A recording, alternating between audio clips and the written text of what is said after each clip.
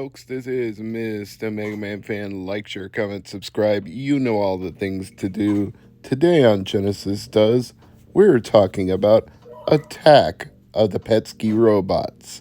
If you're not familiar with this game, it's done by David Murray, aka the 8-Bit Guy. I'm sure many of you are subscribers to his channel, as am I, and as the name would imply, he originally developed this game for the Commodore PET computer. However, because it was tile-based and somewhat portable as a result, all you'd have to do is get whatever system you put it on to draw the same tiles.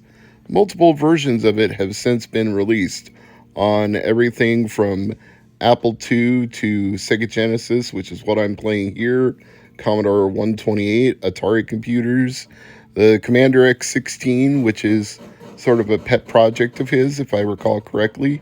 So it's available in a wide variety of forms.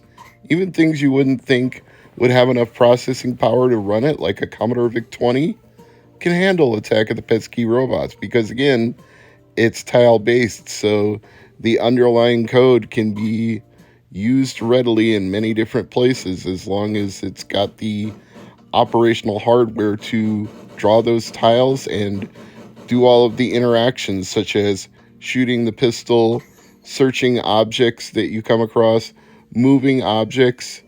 It's in a little bit of a cross between an action game and a point-and-click game. I guess it also kind of reminds me of games like Ultima on the Commodore 64, which were also tile-based, where you'd move and adventure around a map, and then you'd have encounters with objects and enemies and such. So there are parallels here, which I'm sure is very much on purpose, with David Murray being a fan of those games growing up and undoubtedly drawing his design inspiration from similar games. And he's also done another tile-based game called Planet X3, which you can check out through his website, The 8-Bit Guy. And there are even shareware versions of all of these games. They don't have all the levels, all the features, but you can get the basic gist of it just from playing the shareware version and then decide if you want to buy the full version. Now, one thing I had a little trouble figuring out very early on is that using a 6-button Genesis controller, the 4 rightmost buttons are actually your pistol's aim, whether you're firing up, down, left, or right. Sort of like a Smash TV kind of configuration, the same thing you'd get with Super Nintendo using the 4 buttons to fire in that. Or maybe it was Total Carnage that I'm thinking of. But either way, it almost would feel better if it was like a twin stick shooter, if I was using an 8-bit Do Pro 2 that has 2 analog sticks, but I don't think that's compatible with the Analog Mega SG, and I don't think there's an adapter for Sega Genesis, so probably just going to have to live with this button configuration. I did look in the settings, but I didn't see any particular option, and I don't actually think there would be a better way to fire your pistol other than that, unless it could just auto aim. Whatever direction you faced in would be the one that you would get. But then, of course, this is on a physical cartridge, so it's not like I can download a patch. If you got the digital-only version and he released an update, you could always play that. And I suppose if he does release a patch of any kind that puts that in as an option, I could just put it on the Mega EverDrive Pro and run it through that instead of the boxed physical game that he sent. Incidentally, you probably saw me unbox this in a previous video, and I'm just now getting around to playing it. That's how my schedule's been lately. There's been a lot of things going on, so I'm glad I got to sit down and finally find some time to try this one out. So, yes, robots have taken over human civilization, and you need to fight back by finding whatever things you can find that will help you survive.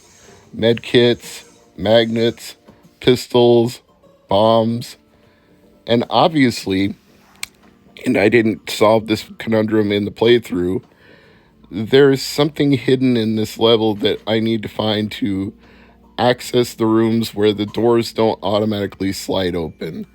And there's also an area that's instant death if you walk across it, so you need some way to either deactivate it or a suit you can wear to move across it. So there are puzzles to solve here and not just find stuff, shoot stuff.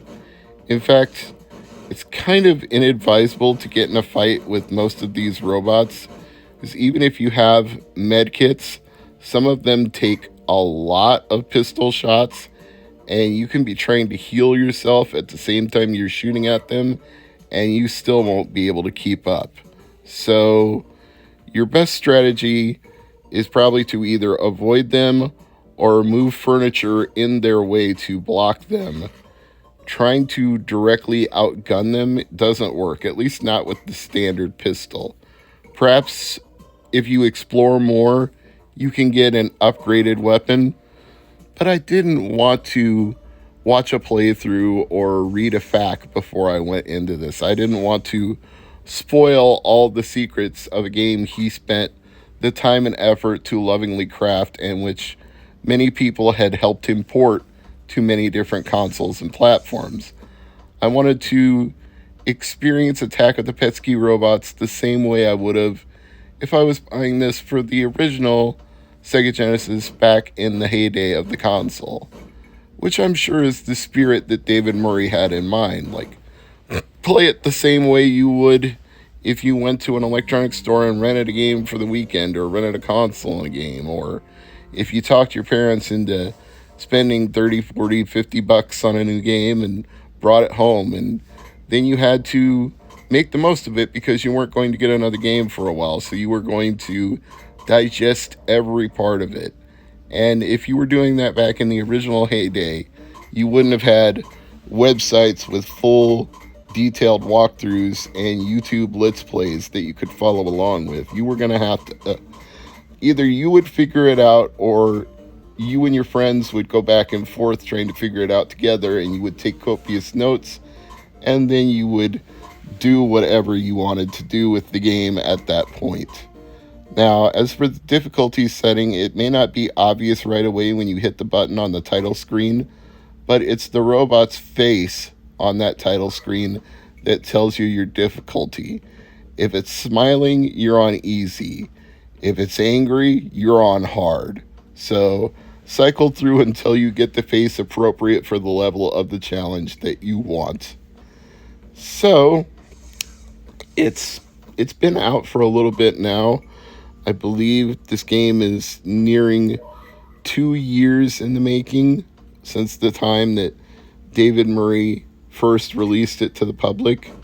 Probably been in development for longer than that because, as I said, the first version was for the PET. So I'd have to go back through his YouTube channel and see when he first showed the game off. I believe at the time he was even considering it to be something of a challenge because of the fact there weren't that many games made for the Commodore PET. It was not a home computer like the VIC-20 or the 64 or the 128 or anything that you would buy for your kids. It was mostly an industrial computer, maybe sometimes an educational computer, but games weren't really what the Commodore PET was made for or designed in mind with. So that's how this all got started. It was a challenge to make a game for something that had very few games, aside from perhaps text adventure games like Infocom games, Zork, Deadline, that kind of thing. The PET might have had a few of those, but not a lot of interactive maze map tile-based adventure games. So kudos to David Murray for doing this. And I'm happy to say I picked up a completed box autographed copy, so I feel like I'm not only supporting an indie developer, I'm supporting a channel that I really like and enjoy watching. So if you want to get this title yourself, as I mentioned, the 8-Bit Guy's website THE, the numeral 8, not the word 8, BITGUY.com.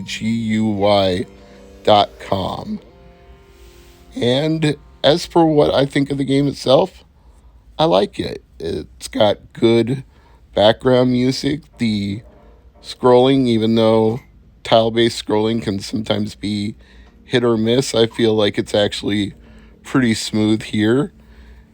It gets more intuitive the more you play to control your on screen avatar, moving around the map and shooting and opening objects. It takes a little getting used to at first, but once you get the hang of it, you'll start moving very quickly through the buildings, in and out, searching for things and finding things.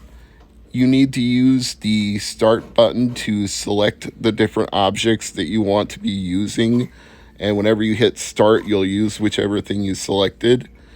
And that posed a little bit of a problem with me and my analog controller layout because I had the hot menu key set as down and start, which is also one of the options in the game. So if I'm playing that on the analog, I'm probably going to need to turn that off. Otherwise, it boots me back to the menu every time I do it. And what else can I say about Attack of the PETSCII robots? Well, it's got a learning curve, so prepare yourself for a challenge. It doesn't reveal itself to you automatically. Not all of the secrets of the game are going to be laid bare the first time you play. This is not like World 1-1 of Super Mario Brothers, where they're teaching you how to run and jump and collect items. You're just thrown into this world where robots have taken over, and you're left to figure out what you need and what you need to do. And if I tell you everything, then it's not going to be any fun for you to play, and nobody told me everything before I played it. So I'm just giving you the basics here. You've got your 4 buttons to fire up, down, left, right. Your bottom left of the 6 buttons is your search, and your top left button of the 6 on a 6-button controller is move. So when you want to move an object, you click on it and you get a hand, and the hand can grab and move things if they're movable. Some objects are not movable. And not all objects are searchable. Sometimes you'll search and you'll find something useful like a med kit. Sometimes you'll find a pistol, and sometimes you won't find anything at all. And if it's not even a searchable object, then it won't let you do it. It just won't even put the magnifying glass over it and look around. So it's designed to help you in that it explains some things through the on-screen avatar and graphics, and in other ways, it explains nothing and just leaves it up to you to solve the puzzles and see what you can find as you're playing the game. So it is a challenge, but I think it's a good challenge. If you want to listen to the soundtrack without playing the game, it's on Spotify, and I think it's also on YouTube, among other places. The music is going to sound different, of course, depending on which version you're playing it on. The Commodore 64 is going to sound one way, the Sega Genesis another, Super Nintendo, Apple II, so on and so forth. So I can't say that you'll get the exact same experience streaming it as you would in the game, because I don't know which version of the game you're going to end up playing. But consider that like the mother, if you listen to the soundtrack on Spotify, and then all other versions would be derivatives of the mother. They would be the children of that mother's soundtrack. As I would say, all of the versions of Attack of the PETSCII robots are derivatives of the original PET version, but just enhanced with more sound and graphics than the PET would have been able to provide. So I would say this is a worthwhile investment if you're a Sega Genesis player. You can get a full autographed boxed copy for $50, a standard edition for $40. I think the digital download only is $20. Maybe it was $10. It's $10 or $20. I think it's also available on Steam if you wanted to play it through Steam instead of on a console well, Steam is a console. What am I saying? But I'm saying you can use whatever Steam platform you want to play PETSCII, like a Steam Deck or a PC or a Mac. I'm sure Attack of the PETSCII Robots works on just about any platform because it's been ported to just about every platform. I'm going to be amused watching the progress of this one over the years to see how many different things PETSCII Robots ends up on. I get the feeling it's going to be like Doom or Tetris, where the saying will be, it can run on anything, and you will see it on somebody's portable, whatchamacallit, like insulin reader. Like, you'll be able to play Doom on that. You'll be able to play Attack of the PETSCII Robots on that. You can just imagine the possibilities. Like a Texas Instruments graphing calculator, you'll be able to play Attack of the PETSCII Robots on that. Somebody will find a way to do it. So, I think that's about all I can say for this episode of Genesis Does. I like the game. I think you should check it out. It's maybe not for everybody, but if you like an adventure game where you have to solve puzzles and not just shoot everything in sight, then this will be a good game for you. I'm Mr. Mega Man Fan. Thanks for watching. See you next time.